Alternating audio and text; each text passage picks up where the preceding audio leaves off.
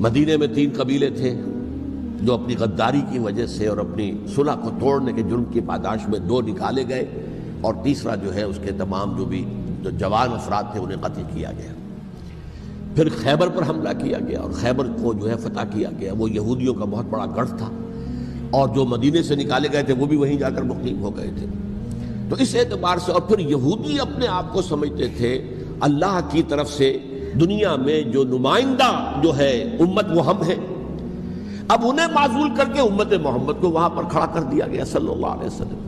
لہذا وہ بہت زیادہ جو سمجھیے ایگریوڈ، سب سے زیادہ جن کو گزند پہنچا ہے حضور کے دست مبارک سے، وہ یہودی تھے۔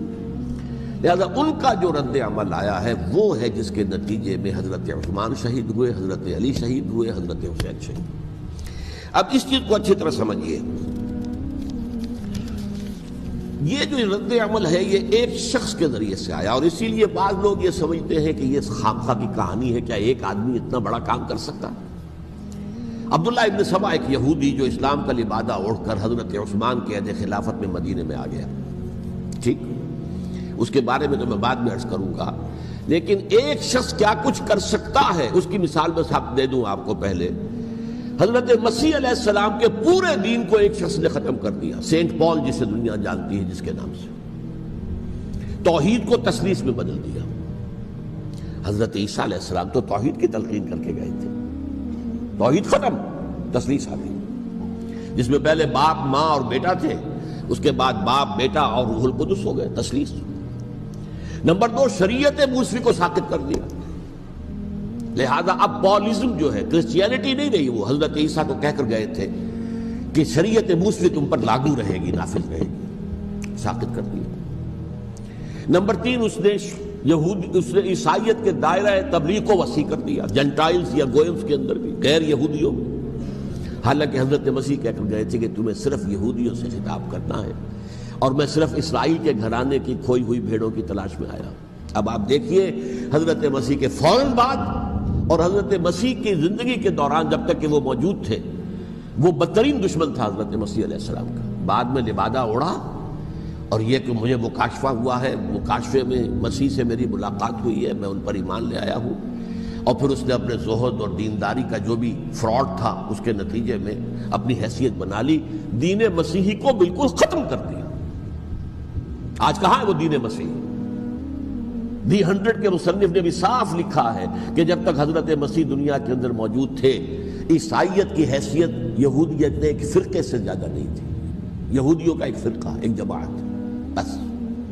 یہ سینٹ پال ہے جس نے اسے ایک مستقل مذہب کی حیثیت اختیار کی ہے، تو it should be called Paulism، اور یہ ایک آدمی کا کارنامہ۔ اسی طریقے سے یہ تو ہو گیا حضرت مسیح کے فوراً بعد، رفع سماوی کے فوراً بعد۔ 1500 برس کے بعد ایک تحریک چلی ہے یورپ کے اندر، اصلاح مذہب، اور اس کی پشت پر بھی یہودی ذہن تھا۔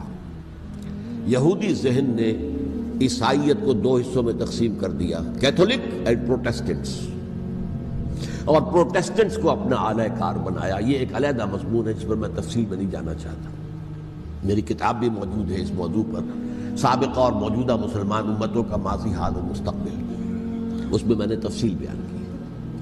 یہ جو تقسیم ہوا ہے تو وہ پہلی بات ایک یہودی، جیسے کہ علامہ اقبال نے، مارکس بھی تو ایک یہودی تھا نا، تو ابلیس کی مجلس شورا میں بڑا پیارا شعر ہے، وہ یہودی فتنہ گر، وہ روح مصدق کا بروز، ہر قبا ہونے کو ہے اس کے جنوں سے چاک چاک۔ یہ ایک یہودی فتنہ گر مارکس نے وہ تصور دنیا کو دیا جس نے عظیم انقلاب برپا کیا روس کے اندر، بولشوک ریولوشن، اور جو پھر آدھی دنیا تک پھیل گیا۔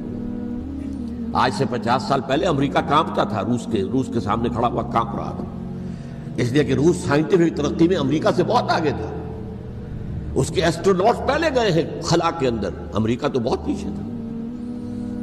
بہرحال اس نے جس طریقے سے USSR کا خاتمہ کرایا ہے وہ ایک علیحدہ بات ہے، میں اس وقت اس طرف نہیں جانا چاہتا، لیکن جان لیجئے کہ وہ ایک شخص کا کارنامہ، وہ یہودی فتنہ گر، وہ روح مصدق کا بروز، ہر قبا ہونے کو ہے اس کے جنوں سے تار تار۔